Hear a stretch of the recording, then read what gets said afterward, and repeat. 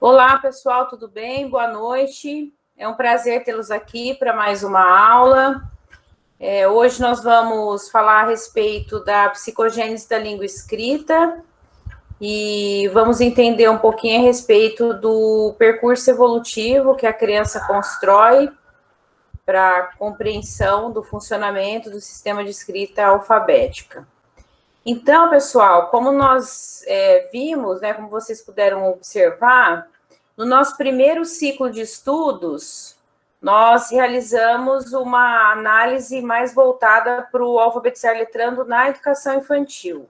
Quando a gente pensa a alfabetização, nós devemos pensar que nós vamos trabalhar com crianças de 4 a 7 anos, que nós temos aí todo o momento em que o processo mais intencional acontece. Então, nós estamos abarcando crianças de 4 a 7 anos. E essa idade é bem a idade compatível com o percurso evolutivo que a criança elabora até se tornar alfabética, até ter uma escrita alfabética. Eu vou explicar todo o percurso da psicogênese, então acho que é uma aula muito importante para a prática alfabetizadora. Desde o semestre passado, eu iniciei com vocês uma discussão a respeito da psicogênese, mas eu disse que nós faríamos uma explicação mais pormenorizada, destrinchando a característica de cada uma das hipóteses nesse semestre, e é isso que a gente vai fazer no dia de hoje. Compartilhar com vocês uma apresentação em PowerPoint, porque eu tenho que mostrar as escritas das crianças para conseguir explicar um pouco melhor a vocês, né? Então, não faz sentido eu não mostrar as amostras, né, de escritas para conseguir explicar para vocês as características de cada hipótese. Então, eu queria saber se alguém tem uma dúvida a respeito do que a gente está tratando até aqui. Nós temos o canal no Telegram, não sei se todos aqui participam, mas quando os alunos postam dúvidas por lá, eu tento esclarecer, né? Tento trazer para vocês a explicação.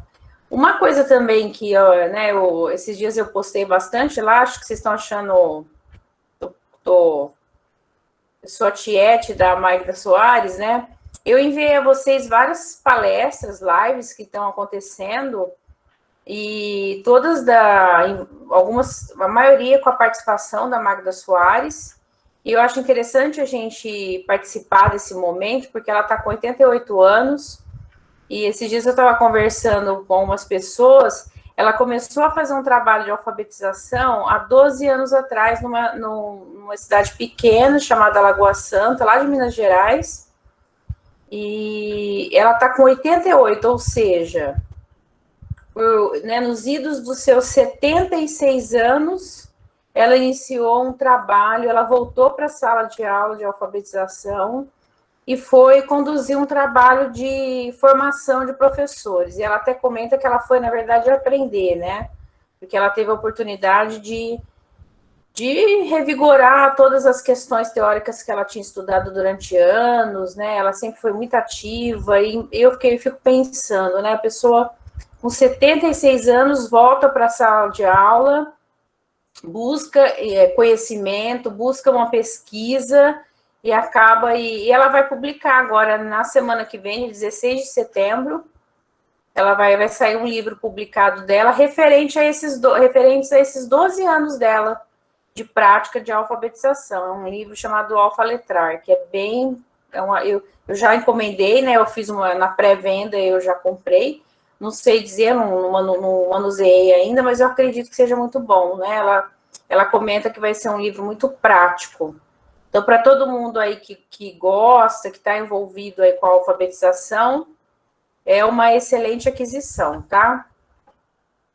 Eu mandei para vocês várias palestras nesse canal do Telegram, porque eu acho que a gente tem sempre que divulgar esses... E o que ela diz nas lives são coisas tão, assim, práticas, coisas que eu converso com vocês desde o semestre passado, acho são coisas tão vivas, né, tão reais, tão possíveis dentro da prática alfabetizadora, enfim.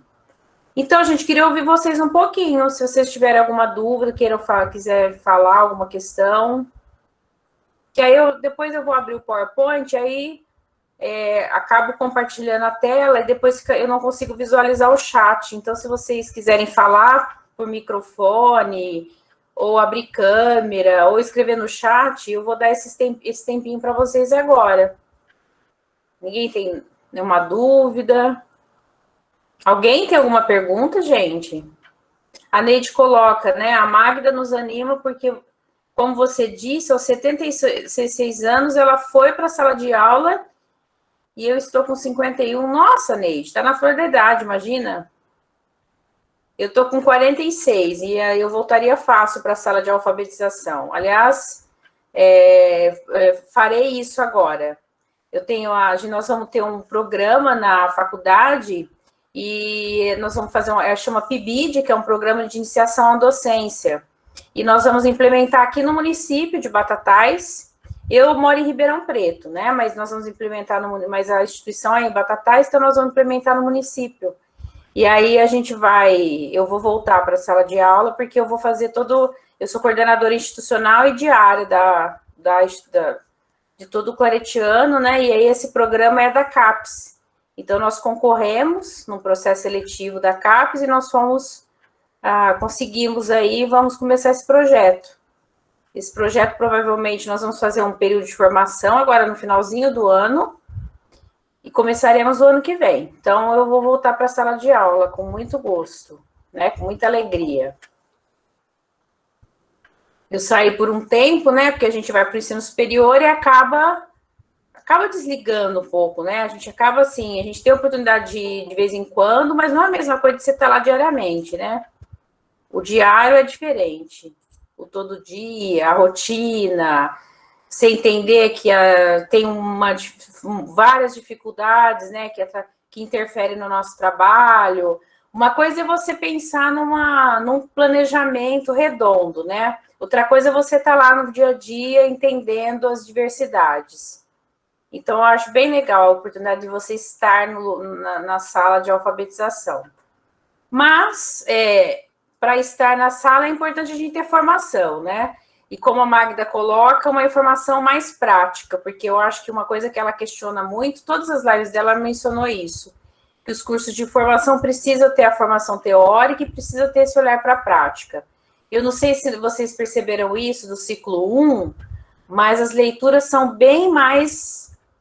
tem teoria ali, mas são bem mais voltadas para a prática da educação infantil. Não sei se vocês conseguiram visualizar isso, né? Eu organizei para que vocês conseguissem perceber isso. Não sei se isso foi de fato efetivado, mas as leituras são diferentes. As leituras já vêm assim com uma introdução que vem com a teoria, mas logo já apresenta uma situação da prática mesmo, né? Dando mais exemplos. Eu vou postar vídeos novos para vocês, referentes ao ciclo 1, e aí a gente vai poder, vocês vão poder, eu fiz um sobrenome próprio de educação infantil, e um outro também complementando a questão das atividades, né, de educação infantil que envolve alfabetizar e letrando. E aí a gente vai fechar o ciclo 1. Aí a Ana Cláudia colocou aqui, na educação infantil, qual a melhor forma de trabalhar a alfabetização? Falo da creche.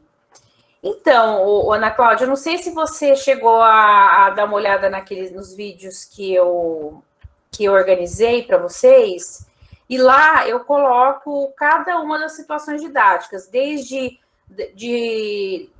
da roda de conversa, desde o desenvolvimento da oralidade por meio das conversas e das interações que acontecem na etapa da creche e na etapa da educação infantil, na etapa pré-escolar, que são as crianças de 4 e 5 anos. Eu coloquei, são várias situações, né? A roda de conversa, a roda de leitura, contação de história, o momento das brincadeiras em que as crianças usam jogos verbais. Quais são os jogos verbais? São aqueles textos rimados, né? Cantiga, parlenda, trava-línguas, adivinhas. Depois eu expliquei também a respeito, falei sobre roda de conversa, expliquei o que era, falei sobre as brincadeiras de faz de conta. O que acontece na brincadeira de faz de conta? A criança ela escolhe representar determinados papéis sociais. Então, vamos pensar, né? A criança, ela tem lá, ela brinca de médico e paciente. Se ela se coloca como na representação social de médico, ela tem uma linguagem muito mais elaborada do que uma enquanto paciente ou enquanto criança. Então, ela vai precisar organizar um pensamento, organizar uma fala para conseguir reproduzir esse médico, que no caso ela está representando no momento da brincadeira do faz de conta. Então, aí também é outro momento em que a questão da linguagem está envolvida. Toda e qualquer interação que envolve linguagem na creche também. Se a gente pensar, como você perguntou, da etapa de 0 a 3, a gente tem o manuseio dos livros de pano e dos livros brinquedo. Por que livro brinquedo? Porque a maioria tem som, a maioria é texturizado, a maioria tem pop-up. Pop-up é aquele livro que você abre e sai às vezes sai um animal de dentro, um animal que eu digo de papel, né? Eles têm aqueles pop-ups que são aquelas dobraduras que acabam saindo de dentro do livro, e isso dá uma vida para o livro. O livro se torna um livro brinquedo. E por que isso é tão importante? O livro de pano, o livro de banho, que na hora do banho ele também tem como manusear, porque toda vez que a criança manuseia livro, ela está tendo contato com cultura escrita. E é isso que a gente está sempre, que eu estou sempre batendo na tecla, né? Todos os meus vídeos que vocês observarem, que eu enviei a vocês referentes ao ciclo 1, eu vou tratar a respeito disso. Que a criança desde a educação infantil tem o direito dessa aprendizagem, porque ela está imersa numa cultura escrita. Então, ela tem direito de aprender sobre isso, sobre essa cultura, de ampliar esse universo linguístico que ela já tem fora de sala de aula. Ah, professora, mas as crianças que eu dou aula trabalham em periferia, não tem muito contato com o livro, mas é justamente por isso que você tem que ter a oportunidade, você tem que oferecer isso a elas. Porque vocês vão notar que elas são muito ávidas, elas gostam disso, elas têm interesse por escrever seu próprio nome, por ler uma história ou alguém lendo para ela. Então, é algo que elas não têm oportunidade muitas vezes, e por isso a escola tem que oferecer para que aconteça de fato esse desenvolvimento. Então, todo o ciclo 1 foi pensado, os vídeos que eu gravei do ciclo 1, vocês vão observar que eu tive, sempre fui ressaltando isso, dessa importância de a gente não apagar a nossa, às vezes a criança vem com toda a vontade, com toda a educação infantil, ela é muito ativa, ela é criativa, ela é imaginativa, ela quer entender, ela quer compreender o mundo ao seu redor, e a gente tem que fazer, né, jogando lenha na fogueira, e não apagando a fogueira, né? Às vezes eu tenho a sensação que a criança vai se distanciando cada vez mais, ela chega na sala de alfabetização, parece que ela já está até cansada, né, de todo o percurso, sendo que deveria ser totalmente o contrário. Ela deveria chegar na sala mesmo lá do primeiro ano, extremamente já envolvida com escrita e querendo, de fato, escrever tudo, e produzir texto, e ler tudo que está ao seu redor, e a gente sente que não é isso que acontece. Por quê? Porque a concepção que se trabalha na educação infantil, em termos de língua escrita e língua oral, em termos de alfabetização, é aquela tradicional, né? Em que a criança precisa pegar no lápis e ficar fazendo zigue-zague, ficar fazendo cópia de letra, e ficar cobrindo pontinhos, cobrindo pontilhados. Isso é muito chato para a criança fazer. Pensem aí, gente, como que isso essa repetição é chata. Sendo que ela poderia fazer isso de diferentes meios. Ela poderia estar fazendo um bingo de nomes, ela poderia estar brincando de uma dança da cadeira com os nomes pregados nas cadeiras para ela encontrar onde seu nome está escrito. Ela poderia fazer um boliche de letras para ela, cada vez que cai um pino do boliche, ela fala que letra caiu, enfim. Uma infinidade de atividades prazerosas e interessantes e motivadoras. E eu digo mais, os bebês, eles gostam muito de ver lá a foto deles junto com o nome embaixo. Eles querem pegar na mão, né? Eles querem ver aquela fotinha deles com o nome, porque isso é a foto, é a imagem da criança, né? E o nome próprio individualiza, ele gera uma aquela questão da identidade é muito latente quando a criança olha o seu nome escrito nas coisas. E o nome próprio, ele também cumpre uma função social, ele também oferece para a gente, oferece para a criança, inclusive, um primeiro contato com algo escrito que para ela é extremamente significativo. E nós estamos falando da criança aprender em meio a situações reais, situações que sejam significativas. Então, a própria escrita do nome dela é significativa. É claro, isso ela não vai fazer de 0 a 3 anos. Nós estamos falando já das crianças que aos 4, 5 já começam a pegar no lápis, que já vai tendo aquela coisa da pinça, na pegada, para conseguir pegar no lápis.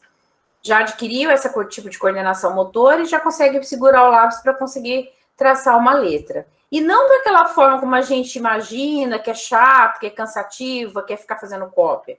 Não, é fazer isso tendo o prazer de poder escrever o próprio nome, por exemplo, tá? Aqui, ó, nós tivemos algumas coisas mais, ó, deixa eu ver aqui, no chat. Aí a Ana Cláudia perguntou isso, né? A Neide falou, realmente percebi isso na sala de aula fazendo estágio antes da pandemia. Vi muitas coisas que estou aprendendo agora. Legal. É bom quando você aprende o que está vendo agora, né? Porque é duro quando você vê uma coisa completamente diferente no estágio. Que aí até dificulta você entender o que é certo ou errado, né? Aí a Selma coloca, a Magda até comenta que deveria ser como medicina, os professores de informação deveriam ter muito mais práticas de irem para a sala. Exatamente. Concordo plenamente. A Bia, o material que foi falado no vídeo sobre o diagnóstico foi disponibilizado na SAV? É para usar no portfólio do segundo ciclo? Então, o vídeo sobre sondagem diagnóstica, na verdade, eu já enviei o link, mas ele é referente ao segundo portfólio, em que vocês vão ter que fazer a sondagem. Isso é a pergunta da Bia. A Sirlene coloca, nesse momento em que nos encontramos em aulas, que as aulas estão em formato remoto, as atividades fazendo as crianças procurar objetos que começam com as vogais, como exemplo, também é uma forma de ensinar letrando? Então, não poderia ser começa com as vogais, deveria ser num contexto mais real, né? Que começa com a letra do nome, por exemplo. Porque, assim, quando você fala que começam com as vogais, a gente cai naquele esquema anterior, naquele esquema tradicional, de primeiro trabalha a vogal, depois trabalha todas as famílias silábicas, entende? Então, a gente poderia, na verdade, trabalhar, assim, com as primeiras letras do nome. Porque essa coisa de apresentar vogal e depois família silábica é ainda a perspectiva tradicional, né? Sendo que você já poderia falar para ela assim, olha, que letras tem no seu nome? Então, vamos buscar outras palavras, ou vamos buscar no jornal palavras que comecem com letras iguais às do seu nome. Então, para a criança, seria muito mais significativo, tá? Mas, assim, em contexto de aula remota, em contexto de pandemia, até não é uma atividade ruim, porque, de fato, às vezes o professor quer que a criança reconheça letras. E reconhecer letras é uma habilidade importante na educação infantil. Então, ela não deixa assim, eu não vou falar para você que é uma atividade 100%, mas num contexto de atividade remota, é uma atividade possível de se fazer, né? Porque tem coisas no contexto da pandemia, de forma remota, que é difícil da gente conseguir realizar, porque os pais não têm conhecimento. Então, como é que eles vão aplicar isso? E aí a gente consegue fazer atividades um pouco mais como essa, né? E que a criança acaba reconhecendo as letras. De qualquer forma, essa habilidade vai desenvolver. Mas a parte que eu converso com vocês, do desenvolvimento das operações cognitivas, de estruturas cognitivas mais elaboradas para serem desenvolvidas desde a educação infantil, que é exatamente aquilo que a gente conversa, né? Não é aprender, vai aprender na forma do memorização e do Bari-Bobu. Só que a forma como a aprendizagem ocorre desenvolve estruturas cognitivas diferentes. Então, se eu trabalho só memorização e repetição, exige-se muito menos estruturas cognitivas do que se eu faço a criança refletir sobre a escrita, refletir sobre o sistema. Ela precisa... Aí são muitas estruturas cognitivas envolvidas. Ou seja, ela precisa elaborar um pensamento mais estruturado. Entenderam? Então, na verdade, o que muda aí, gente? A forma de aprendizagem muda a forma como eu estimulo o meu cérebro. Como eu estimulo o cérebro da criança. Isso faz toda a diferença lá na frente. Às vezes vocês vão falar assim, vocês conversam com uma criança e falam, nossa, mas essa menininha é tão articulada, né? Ela conversa bem, ela se expressa bem, ela sabe de tudo. Por quê? Porque a estrutura cognitiva o pensamento delas, estruturas cognitivas, foram mobilizadas de uma outra maneira. Então, ela desenvolveu mais toda a complexidade das estruturas cognitivas. E é isso que eu gostaria que acontecesse na sala de alfabetização, que as nossas crianças tivessem essa oportunidade. E não saíssem fazendo atividades mecânicas, repetitivas, chatas, principalmente na educação infantil, que na educação infantil é uma etapa de ludicidade, da coisa do brincar, do lúdico, né, de explorar tudo que está ao seu redor. E a gente tem como fazer isso. Eu gostaria, assim, quem não assistiu, eu ainda vou postar a vocês algumas aulas fechando o ciclo 1 em termos de mais exemplos. Eu já postei 2 vídeos, mas eu queria oferecer algo mais, né? Mais alguns. Então, quem ainda não assistiu os 2 primeiros, assistam, porque é uma explicação bem pontual de cada uma das situações didáticas envolvendo alfabetização e letramento na educação infantil. E aí eu faço uma apresentação com as imagens, com as fotos das crianças desenvolvendo aquela prática. Para vocês entenderem que alfabetizar letrando não é só pegar no lápis na educação infantil. Tem inúmeras atividades que a gente faz que envolvem esse desenvolvimento da linguagem. O fato da criança ir até a secretaria solicitar o material, a gente está ali desenvolvimento da linguagem. O fato da criança brincar de faz de conta, de mamãe e filhinha, tem desenvolvimento da linguagem. Então, o trabalho com a alfabetização na educação infantil envolve todo esse desenvolvimento com a linguagem oral e escrita, que é o que eu chamo, e que os autores, né, eu me baseio nos autores que eu estudo, né, que é o desenvolvimento das habilidades linguísticas, né, do ler, do escrever, do falar e do ouvir. Vamos ver se tem mais pergunta, que aí a gente vai para o nosso segundo momento. Tem uma prima de 6 anos que fica impressionada com ela em questão de alfabetização. Então, aí, Ana, provavelmente... É Ana, né? Provavelmente, é Ana Carolina. Provavelmente você deve ter observado como é o desenvolvimento, como é diferente. A gente consegue notar a diferença. Eu digo a vocês assim, quando eu tinha sala de alfabetização, eu notava quando a professora da pré-escola tinha feito um trabalho interessante de desenvolvimento da linguagem oral e escrita. Era muito perceptível. Gente, então agora eu vou para a psicogênese, porque senão eu não vou conseguir, eu vou atrasar muito o dia, a noite de vocês aí. O sextou de todo mundo vai ficar muito tarde. Então, pessoal, nós vamos falar um pouquinho a respeito do percurso evolutivo que a criança elabora até ela se tornar alfabética. Durante esse percurso, a criança vai compreendendo de forma progressiva o funcionamento do sistema de escrita, que no nosso caso é um sistema de escrita alfabético.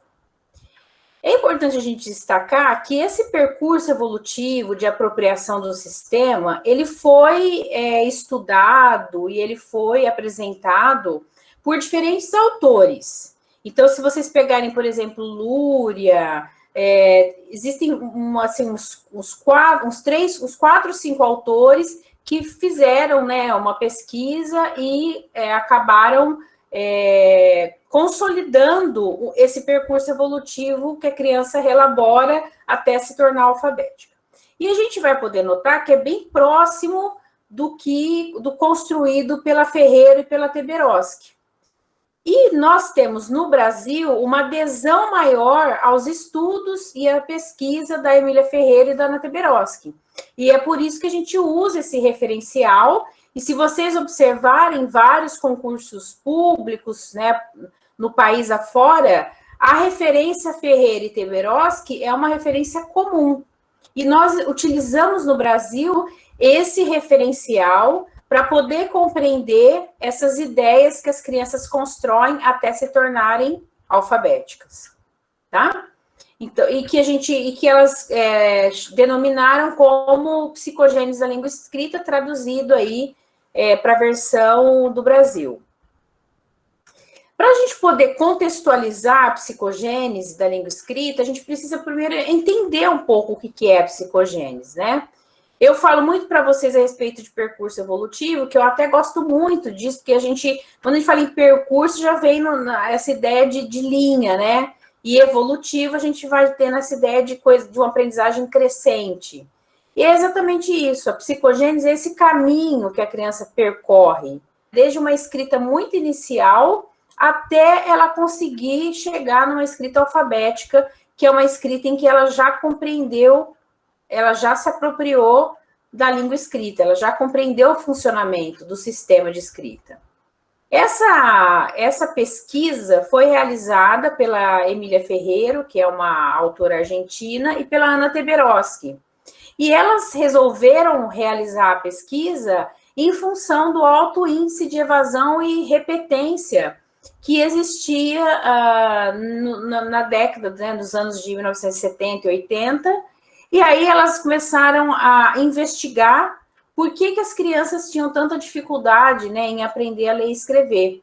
E, na verdade, isso foi muito fruto do próprio ensino tradicional, porque as crianças tinham dificuldade em aprender a ler e escrever, porque elas acabavam aprendendo dentro de uma proposta tradicional, que acabava também contradizendo, indo na forma contrária do percurso evolutivo que a própria criança construía. Então, aí elas foram esses índices de repetência, de evasão, que na época, inclusive, era muito comum, né? Nós chamávamos isso de fracasso escolar, e nós tivemos inúmeros estudos voltados para isso, mas elas foram bem pontuais, elas investigaram quais as ideias que as crianças elaboram sobre a escrita até elas se tornarem alfabéticas. Esse foi o objetivo delas. Em nenhum momento as duas se prontificaram ou se colocaram a elaborar um método de alfabetização, de forma nenhuma. Elas se voltaram para como a criança aprende a escrever. Então, elas se voltaram para a aprendizagem da escrita, e não para a questão do ensino. Então, isso é bem importante, porque muita gente fala, o método da psicogênese, o método construtivista. Não são métodos. A gente não pode falar método construtivista, porque construtivismo não é método, é uma teoria de conhecimento, e a gente também não pode falar em método da psicogênese, porque a psicogênese, na verdade, foi essa pesquisa em que elas investigaram que ideias que as crianças elaboram até elas se tornarem alfabéticas. Certo? Dito isso, a gente tem que entender, então, que o aprendizado do sistema de escrita, ele deve ser concebido como um processo ativo do sujeito. Ele tem, a todo momento, que refletir sobre o sistema de escrita. E ele consegue aprender, ele consegue chegar a uma escrita convencional a partir do momento que ele constrói e reconstrói hipóteses ou ideias sobre o que é o sistema de escrita, sobre como é o funcionamento da língua escrita. Então, é isso que trata a psicogênese, tá? E aí, nós temos uma questão aí, que é por que a gente usa a psicogênese? É uma pergunta que a gente se faz, todo professor alfabetizador deve se fazer. A gente utiliza a psicogênese para poder compreender o que os nossos alunos pensam, quais ideias eles têm sobre a escrita. E para eu poder entender quais são essas ideias que eles têm, quais são as ideias que eles produzem a respeito de escrita, eu preciso fazer diagnósticos. Eu preciso fazer uma coleta dessa escrita, dessa amostra de escrita. Eu preciso ter uma amostra de escrita do meu aluno para eu conseguir analisar e ver que ideias ele tem. Essa questão do diagnóstico é um preceito básico quando a gente pensa em psicogênese. Porque não existe a gente chegar no começo do ano com todas as nossa atividade pronta, o nosso livro pronto, e vamos seguir o livro. Primeira coisa que eu faço é o diagnóstico, porque é partindo desse diagnóstico que eu vou direcionar o que eu vou fazer em termos de atividades de alfabetização. Se a minha maioria da sala é pré-silábico, como que eu começo com atividades extremamente elaboradas para silábicos?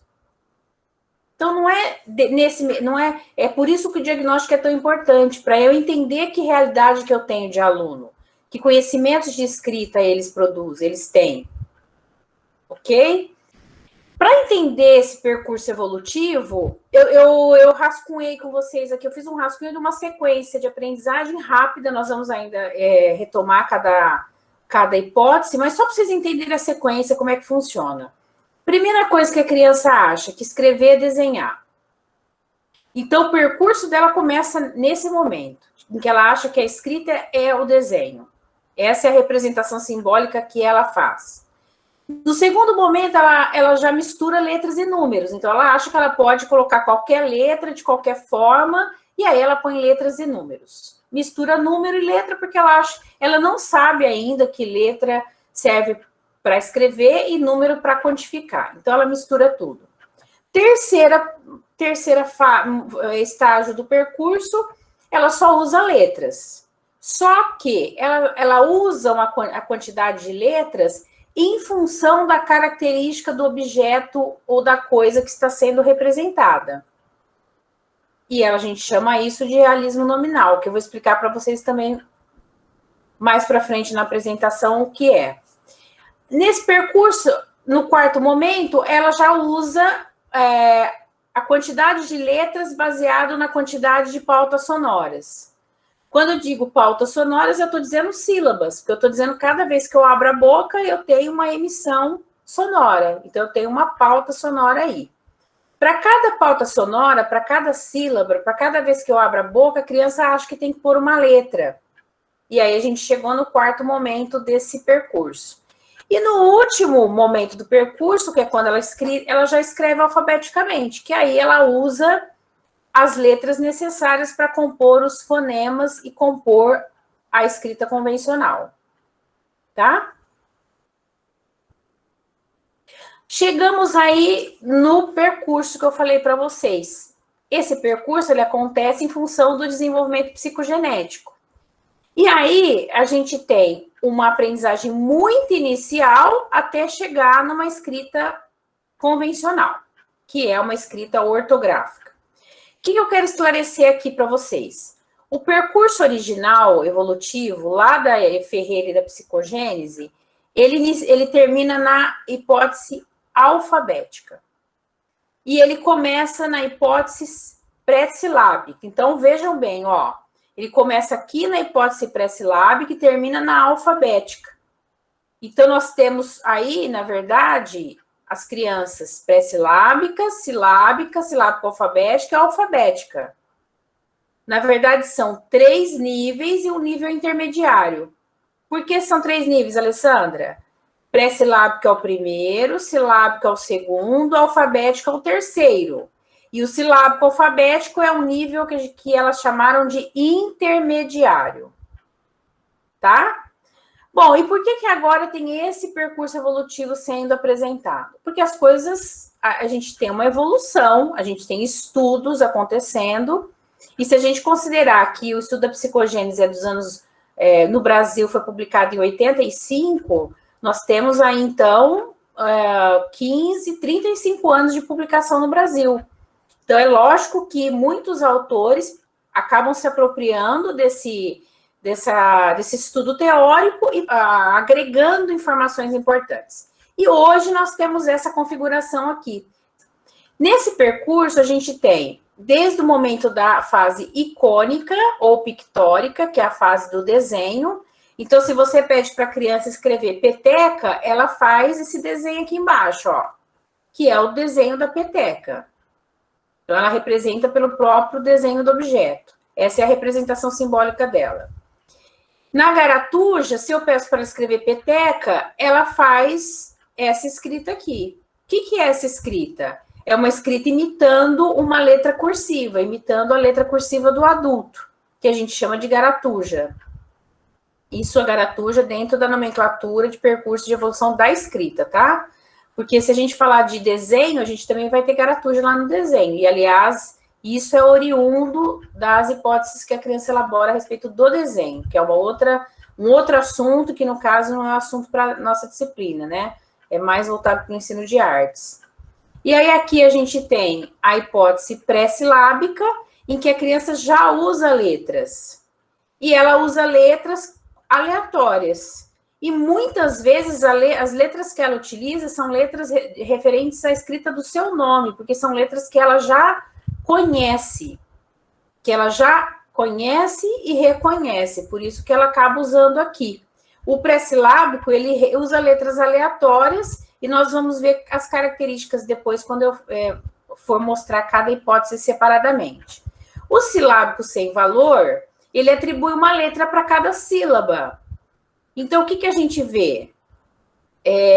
Que ele usa qualquer letra. Ele não usa a letra referente à pauta sonora. Então, quando a gente fala peteca, como eu abro a boca 3 vezes, a criança acha que ela tem que usar o quê? 3 letras. E aqui, ela não está pensando nos sons. Ela está pensando na quantidade de letras, porque ela observa quantas vezes abriu a boca. Por isso que a gente chama também essa hipótese de silábica quantitativa, porque é o momento em que a criança pensa na quantidade de pautas sonoras, na quantidade de vezes que abre a boca, e ela acha, nesse momento aí do percurso, que isso tem a ver com cada vez que abre a boca, cada sílaba, ela põe uma letra. Por isso que a gente chama isso de silábico. E no caso aqui é o sem valor ou quantitativo, porque ela observa a quantidade de vezes e não qualidade de som, tá? Uma coisa também que eu quero ressaltar é que o icônico, o garatujo e o pré-silábico são etapas de pré-fonetização.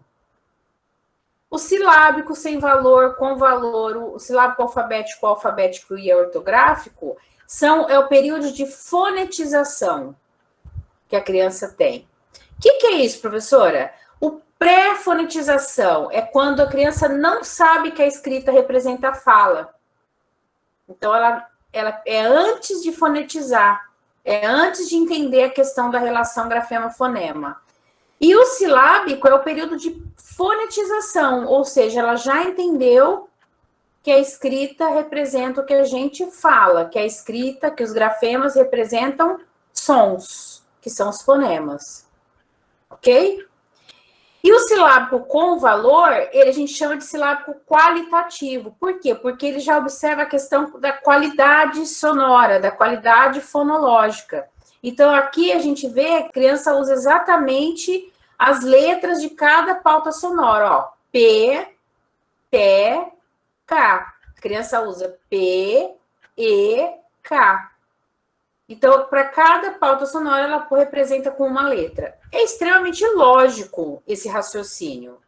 E alguns sistemas de escrita até funcionam dessa maneira. No entanto, o nosso sistema é um sistema alfabético. E cada pauta sonora, ela tem uma estrutura silábica diferente. A gente pode ter uma pauta sonora com uma letra só. Por exemplo, Ágata. A primeira pauta sonora é o A. A, Gata. Então, é uma letra só. Agora, a gente pega, por exemplo, Franciele. A primeira pauta sonora não é Fran? Como é que é a estrutura silábica? É consoante, consoante, vogal, consoante. Ou seja, a gente não tem um padrão de estrutura silábica único.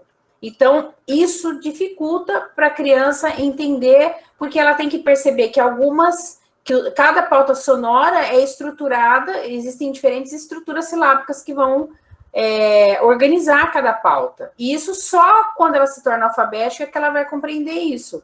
E mesmo assim, ainda não na completude. A gente ainda vai precisar trabalhar, porque ela ainda vai ter erro ortográfico, vai ter uma série de coisas ainda para aprender. Então, aqui, depois do silábico com valor, nós temos o silábico alfabético, que é aquela criança que está já percebendo que vai mais de uma letra para representar cada pauta sonora. Então, para formar, por exemplo, peteca, ela põe P com E, para formar o P do peteca. Uma letra que é o T e uma letra que é o K. E a escrita alfabética, P, T, K. Aí a gente tem a escrita completa, mas com erro ortográfico. Porque mesmo a criança alfabética, ela já tem que aprimorar a questão ortográfica, tá? Vamos ver, então, cada hipótese agora separadamente, fora do percurso aqui evolutivo. Vamos começar pela garatuja. Então, a garatuja, como vocês podem notar, é uma escrita, aqui no caso, que a criança não tira o lápis do papel. A gente chama essa fase de fase icônica ou pictórica. E aqui, o que a gente observa? Que a criança não tira o lápis do papel, ela faz uma escrita corrida, né? E ela imita uma escrita de adulto, que é uma escrita cursiva, no caso. Aí ela escreve cachorro, gato, passarinho, macaco, pato e elefante. Olha o elefante dela, que é esse número 6 aqui. O que essa criança faz? Ela põe vários símbolos, que aqui a gente pode falar que são letras, né? Porque, na verdade, ela tá... Algumas letras aqui ela inventou, que a gente chama de pseudoletras. Por que essa criança põe vários símbolos para esse elefante e para os demais ela põe uma quantidade normal de grafias? Aqui a gente tem um bom exemplo da ideia do realismo nominal. O que é o realismo nominal? A criança pequena, no começo do percurso evolutivo, dos estágios de escrita, ela faz relação da escrita com o objeto que está sendo, ou o animal, ou a coisa que está sendo representada. Então, se o animal é grande, ela acha que tem que escrever com muitos símbolos, ou com muitas letras, para poder representar, ou escrever bem grandão, né? Para poder representar aquele animal. Então, ela acha que escrever não tem nada a ver com falar. Ela acha que escrever tem a ver com representação das características daquilo que está sendo representado. Por isso que elefante, ela faz com muitos símbolos, olha. Porque ele é um animal grande, então ela tem que representar com muitos símbolos. Diferentemente, por exemplo, de cachorro, de gato, de passarinho, de pato, que são animais menores e por isso ela representa com menos sinais, com menos símbolos gráficos, ok? O realismo nominal é muito comum em crianças de 3 e 4 anos, então a gente vai ver essa característica nas crianças dessa idade com essa hipótese. Aqui a gente já vê que ela acha que escrever é desenhar, então pede para escrever sol, ela desenha o sol. Aqui ao lado a gente já vê que a criança produz letra cursiva, né? Letra cursiva não, grafismos, garatujas no caso. E aqui a gente já vê uma outra escrita que é a pseudoletra. Olha que interessante esse aluno, né? O Ricardo Patrick. Ele faz até o nome com escritas inventadas. Ou seja, ele produz algumas grafias que parecem letras convencionais, mas na verdade é o que a gente chama de pseudoletras. E olha que legal isso daqui. Ele faz isso, olha aqui, ele vai criando esses símbolos para tentar imitar uma escrita. E aqui ele já tem alguns conhecimentos. Ele já tem, por exemplo, os conhecimentos, as convenções de escrita. Ele já sabe que a gente escreve de cima para baixo e da esquerda para a direita. E por que a gente tem esse registro com essa flechinha? Porque no momento da sondagem, o que a professora notou? Que ele passa o dedinho corrido embaixo da escrita de cada palavra. E essa leitura, que a gente chama de leitura global, é muito comum nas crianças que são pré-silábicas. Então, o Ricardo Patrick é um típico pré-silábico, no entanto, ele naquele percurso, ele ainda não produz letras, ele ainda não usa letras, então ele está lá no iniciozinho, né? Ele está junto com as crianças que fazem garatuja, lá no começozinho. Olha, mais crianças que produzem pseudoletras. E a gente vai chegar na característica do pré-silábico, que a gente fala pré-silábico propriamente dito. Quem é o pré-silábico propriamente dito? É o que usa letras. Esses aqui são 2 pré-silábicos, olha. Eles usam, de fato, letras. Mas vamos voltar lá, que eu quero enfatizar algumas características de um pré-silábico, que eu acho que é a hipótese mais difícil de a gente analisar. Quando a criança usa essas letras aleatórias, mesmo assim, ali existem vários conhecimentos envolvidos. Tem gente que fala assim, professora, como é que você consegue ver conhecimento aí? Eu acho que ele só usa a letra aleatória e ponto. Mas não. Ali existem características e eu quero que vocês observem isso, inclusive, quando vocês forem fazer a sondagem com as crianças de vocês. E olhem, vejam só. Olha a primeira característica, hipótese de quantidade mínima de letras. O que é isso? A criança acha que não é possível escrever com uma letra só ou com duas letras.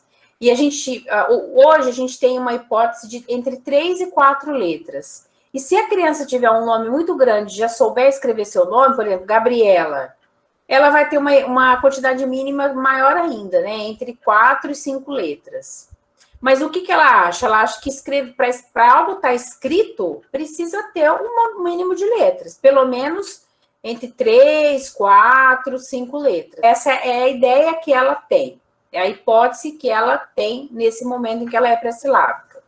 Outra hipótese que ela também elabora é a variedade de letras dentro da palavra. Por quê? Porque ela já observou que dentro da palavra, no próprio nome dela, né, vai escrever lá Fábio, no nominho dela não tem, por exemplo, vários Fs repetidos, vários As, não tem. Então, ela já sabe que dentro da escrita da palavra, a gente não pode repetir. Isso, quando eu falo repetir, é repetir na sequência, tá? Porque repetir letras até vai acontecer. Se pegar, por exemplo, o nome da Ágata, como eu dei no começo de exemplo, a Ágata repete o A 3 vezes. Mas o que ela vê que não acontece, a criança já observou, é que não acontece na sequência essa repetição. Isso se chama, a Ferreira e a Teberoski chamaram isso de propriedade intrafigural. A variedade de letras entre palavras, ou seja, ela não escrever as palavras do mesmo jeito. Então, por exemplo, se ela vai variar a escrita, ela mistura as várias letras que ela já conhece para que as palavras fiquem com letras diferentes, fiquem com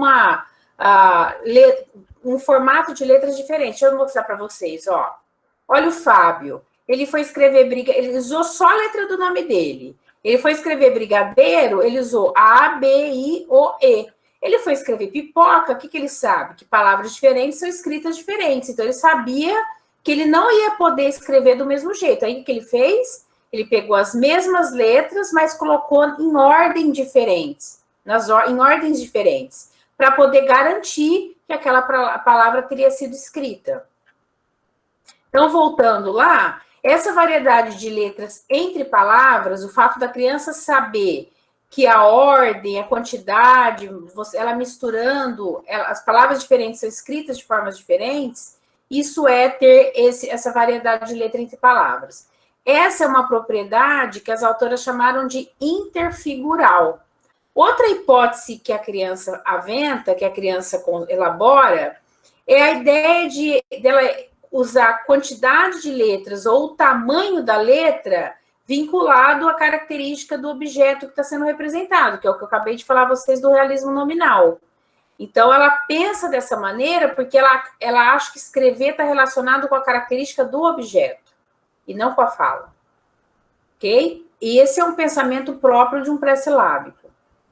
Essa criança, então, ela não estabelece relação com o que está sendo falado, porque ela nem sabe que a escrita representa a fala. Isso é importante, tá, gente? E, muitas vezes, o repertório que ela tem é muito restrito ao seu próprio nome. Ou, se ela tiver um repertório mais ampliado, melhor ainda, que é sinal que ela tem um maior conhecimento de letras, né, do maior número de letras. Olha só essa atividade aqui, né? É importante que a criança ela supere a ideia, o realismo nominal. Isso é muito importante para a criança avançar. Então, o profissional, o professor, no caso, ele pode fazer algumas intervenções para fazer a criança superar essa ideia do realismo nominal. Olha que atividade simples e interessante para ela fazer. Pedir para a criança assinalar a palavra que é maior. O que vai acontecer? Quando você assinala a palavra, ela assinala, observa que aqui tem mais traços, no caso passarinho, tem muito mais elementos do que boi. E aí ela observa que o passarinho é bem menor que o boi. E como que isso pode acontecer? Então, você deve intervir. Você deve perguntar para ela, que palavras... Você acha que boi tem mais letras que passarinho ou passarinho tem mais letras? Isso se você não quiser colocar as letras embaixo. Provavelmente, se a criança estiver no realismo nominal, ela vai falar para você, o boi tem mais letras. E aí você vai saber na hora que ela tem essa ideia de realismo nominal. Agora, essa atividade aqui, em que a escrita está embaixo do que está sendo representado, faz com que ela observe que essa relação não é verdadeira. Ela vê que, por exemplo, formiga é bem maior do que trem. E aí ela acaba tendo que superar essa ideia que ela elaborou, que não é uma ideia verdadeira.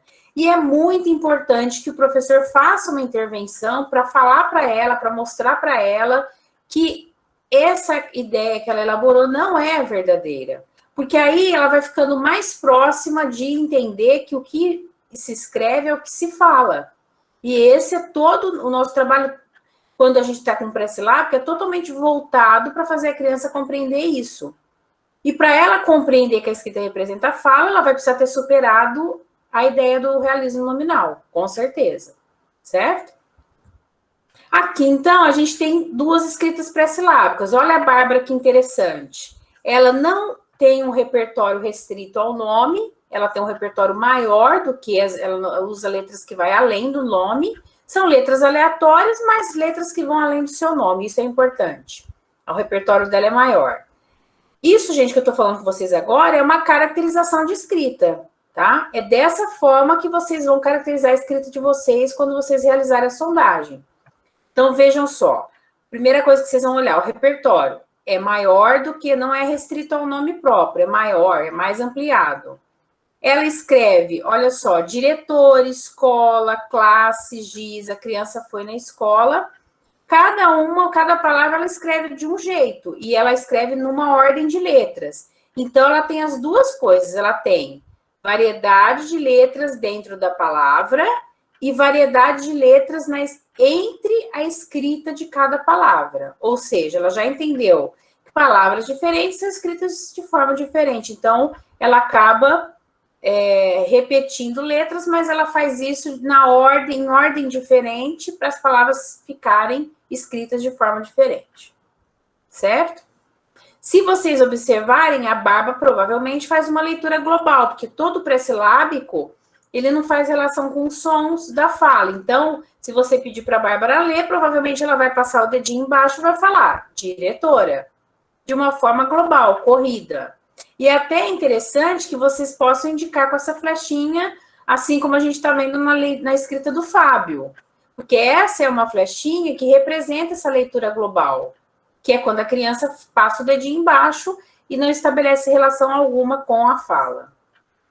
Olha a escrita do Fábio, como é diferente.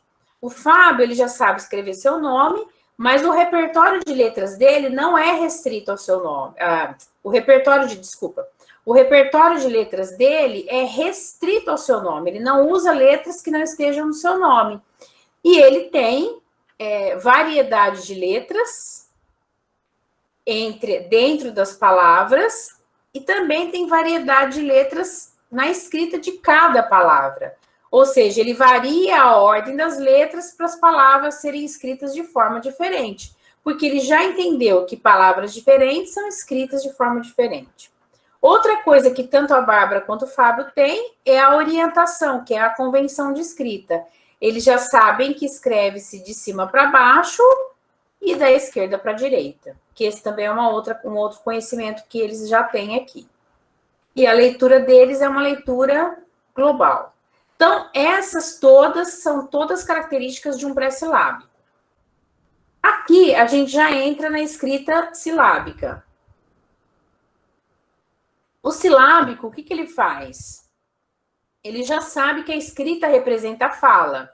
Então, ele pensa assim, cada vez que eu abro a boca, eu ponho uma letra.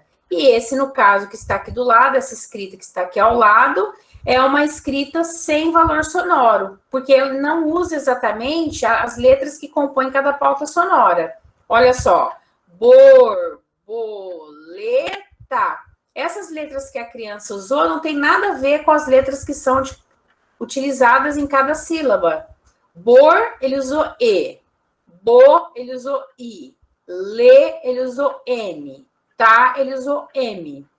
Mas o que é interessante aqui? Por que ele é silábico? Porque ele já sabe que a quantidade que abre a boca, a quantidade de pautas sonoras está relacionada com a quantidade de letras que ele vai utilizar. Esse é o silábico quantitativo ou silábico sem valor. Olha, gato. Gato. Abriu a boca 2 vezes, a criança pôs 2 letras. Olha o sapo. Ele usou um I aqui, o A e o O. Porque eu até deixo escrito aqui, que eu gosto de explicar isso para vocês. Às vezes esse I a mais, aí você vai falar, nossa, professor, por que ele pôs esse I aí? Por isso que eu digo que a sondagem, o professor deve pedir para a criança ler o que ela escreveu. Não existe uma sondagem bem feita se não houver a leitura depois, porque a criança só recupera o que ela pensou no momento da escrita, depois que ela olha para o que ela escreveu e tenta ler. E se a gente talvez pegasse essa criança e pedisse para ela ler, ela iria perceber o quê? Que ela usou uma letra a mais, mesmo ela abrindo a boca 2 vezes. Então, essa escrita aqui não é verdadeira, basicamente, né? Ela agrega uma letra aqui que não faz sentido dentro da hipótese que ela já construiu.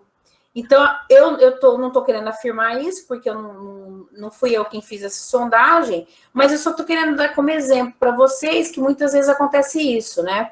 No momento em que a criança lê, ela percebe que as vezes que ela abriu a boca foram menos vezes, e aí ela vai perceber que ela abriu a boca 2 vezes e provavelmente ela usou uma letra a mais aqui. E o cão, por que ele usa essa quantidade de letras? Porque o cão, ele abre a boca uma vez só. E a criança não tem aquela ideia da questão da quantidade mínima de letras. Então, ela acha que colocar uma letra só não é possível escrever nada. E para garantir que algo esteja escrito, ela adiciona mais letras e, com isso, ela resolve essa questão da quantidade mínima, que é uma característica que ela traz da hipótese pré-silábica e que ainda não foi superada. Então, a hipótese de quantidade mínima, ela está trazendo da hipótese pré-silábica, ainda não foi superada ainda essa concepção. Para deixar mais claro aí para vocês. Então, quais são os problemas dentro dessa hipótese silábica que a criança carrega, na verdade, da hipótese anterior, que é a hipótese pré-silábica? Primeira coisa, ela tem dificuldade em escrever monossílabo.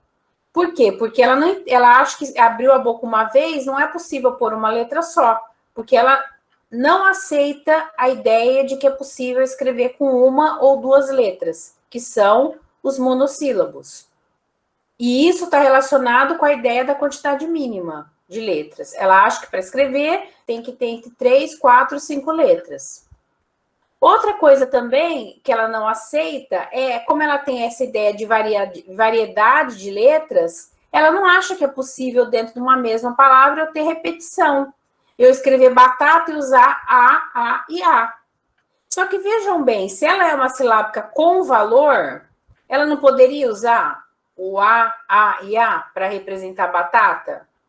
E aí ela olha para o papel e fala, não, mas isso não é possível, eu não posso repetir. E aí é onde ela vai tentar buscar outros mecanismos para entender que ela vai usar 3 letras, porque ela é uma silábica, e ela tem valor sonoro, e com isso ela vai tentar buscar as letras que estão em cada pauta. Como ela sabe que não pode repetir, ela vai tentar usar outros mecanismos. Outro problema também, outro conflito que existe muito nessa hipótese, é que ela sabe da variedade entre palavras, que não pode... As palavras não podem estar escritas da mesma maneira. E aí, se a criança vai escrever bola e cola, se ela usar o O e o A para as 2 escritas, isso não vai ser possível. Nós estamos falando, gente, de um silábico com valor. Então, ela provavelmente usaria o O e o A para bola e o O e o A para cola. Só que como ela vê que palavras são escritas de forma diferente, ela acaba tendo que arranjar um jeito também para não repetir a escrita, porque ela tem ainda essa ideia da variedade entre palavras. Isso não é aceito pela criança, porque ela acha que isso não é possível, Então, ela vai acabar arrumando outro mecanismo para garantir que a escrita aconteça ali. Aqui a gente tem uma escrita de uma criança silábica. É uma criança silábica sem valor. Então, a gente vê aqui, ó, lapiseira, abriu a boca 4 vezes, a criança usou 4 letras. Caderno, usou a boca, abriu a boca 3 vezes, ela usa 3 letras. E olha que interessante, por que a professora usa esses pauzinhos embaixo de cada letra? Para representar que a criança está fazendo essa leitura que eu estou falando aqui, ó. Lapiseira. A criança está fazendo uma leitura segmentada. Essa é uma leitura que é interessante a gente registrar utilizando esse mecanismo aqui de leitura. É bem legal para o professor usar, né? Lápis e giz. Olha o giz. Ele abriu uma só vez a boca, mas como ele não aceita usar uma letra só, ele coloca acrescenta um A para garantir que esteja uma palavra escrita ali. Mais alguns exemplos de silábico. O primeiro aqui é um sem valor. Dinossauro, cavalo. Olha que legal isso aqui, gente. Vocês estão vendo aqui, ó, dinossauro, ele pôs uma letra a mais. Mas olha na leitura, por isso que eu falei para vocês, tem que pedir para a criança ler o que escreveu. Porque a professora registrou a leitura que ele fez. Olha como é que ele fez, ó. Dinossauro, ele usou esse último I aqui? Não. Então, é por isso que eu falei a vocês, tem que pedir para a criança ler o que escreveu, porque só lendo o que escreveu é que ela consegue recuperar, de fato, o que ela pensou na hora da escrita. Olha o cavalo, que interessante. Cavalo. E ele desconsiderou esse C aqui. Se a professora não tivesse pedido para a criança ler, provavelmente não conseguiria chegar nisso. Olha o gato, a mesma coisa. Ele pôs 3 letras, na hora de ler ele usou 2, porque ele viu que são 2 vezes quebra a boca. Por isso, olha o RAM dele, que interessante, ele marcou uma letra só, porque ele viu que abria a boca uma vez só. Por isso que eu digo a vocês, não existe sondagem sem pedir para a criança ler o que escreveu. É muito errada a sondagem que a professora não pede para a criança ler o que escreveu. A criança só recupera o que pensa quando ela olha para o papel e tenta interpretar a sua escrita. Borboleta, aqui a gente já tem um silábico com valor, cavalo também, sapo também e giz. Olha que legal o giz, ele já acrescenta o S para poder garantir que tem uma palavra escrita, porque ele não aceita escrever com uma letra só. Outras escritas para a gente olhar, mussarela, escarola, tudo com crianças com valor, tá? Tomate, olha o alho dele, que legal. Atum. Agora, veja, Ana Beatriz, que interessante. Olha o apagador. Olha o H dela. Vocês já pararam para notar, e uma coisa que é legal a gente ressaltar, o G, ele é um som extremamente próximo do H. Pronunciei na sua casa, ó. H, H, H. Olha que próximo que é. Então, os sons são praticamente idênticos. E é por isso que a criança troca muito, quando ela vai por H, ela põe o H. Observem isso. Aqui a gente já chega no silábico alfabético, que ele já, na verdade, já pensa alfabeticamente, mas ele ainda oscila para uma escrita silábica. Então, olha, já, bu, ti, ca, ba. Então, o já e o ba já escreveu alfabeticamente. O B, o T e o C, silabicamente, uma letra para cada sílaba. Ameixa, a mesma coisa. Ame, alfabeticamente, o X, ele já escreveu silabicamente. Caqui, a mesma coisa. K, alfabeticamente, o Ki, silabicamente. E o adoro comer caqui também. Oscilou entre escrita silábica, hora alfabética. A gente chama essa escrita de uma escrita intermediária, né? Que é uma fase de transição até a criança se tornar alfabética. Aqui a gente tem mais escritas silábico-alfabéticas. Borboleta, olha como oscilou, ó. Bo e o lê alfabético, o resto silábico. Olha o cavalo. o K e o LO, alfabético, e o meio silábico. O SA, alfabético, e o P, silábico. Enfim, nós tivemos a oscilação, né? Olha a historinha da Chapeuzinho como oscilou também. Que óleo grande você tem, vovó? É para te ver melhor. Tá vendo como oscilou?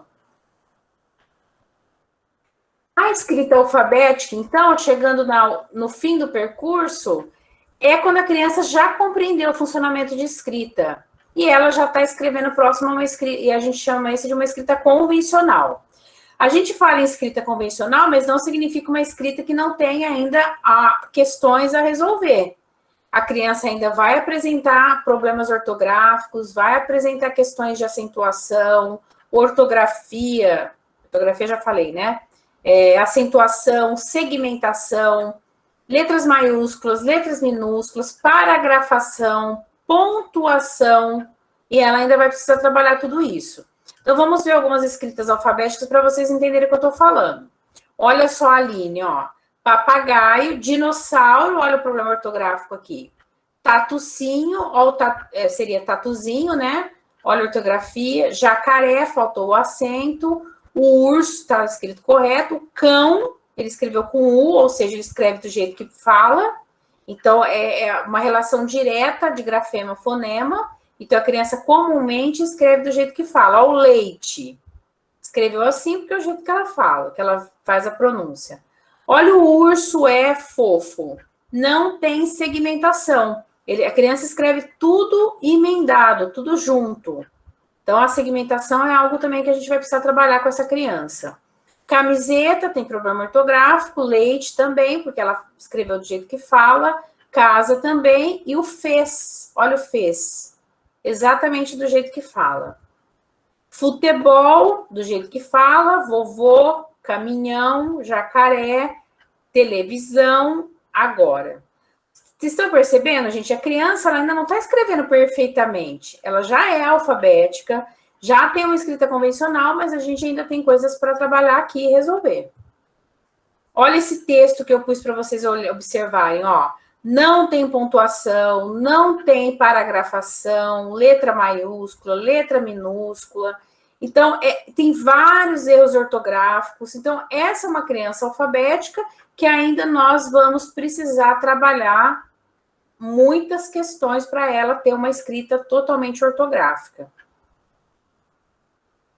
É isso, pessoal. Finalizamos aí todos os estágios de escrita, né? Todo o percurso evolutivo até a criança se tornar alfabética.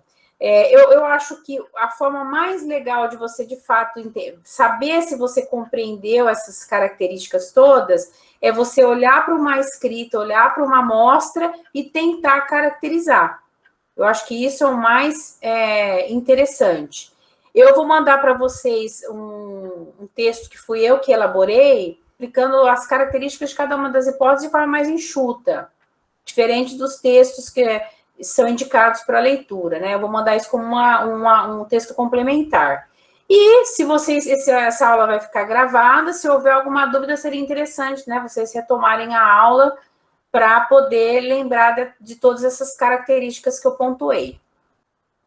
Pessoal, vamos finalizando a nossa aula. Eu quero agradecer a presença de todos, dizer que foi um enorme prazer estar com vocês nesse encontro, e logo, logo estaremos aí em uma próxima aula. Até lá!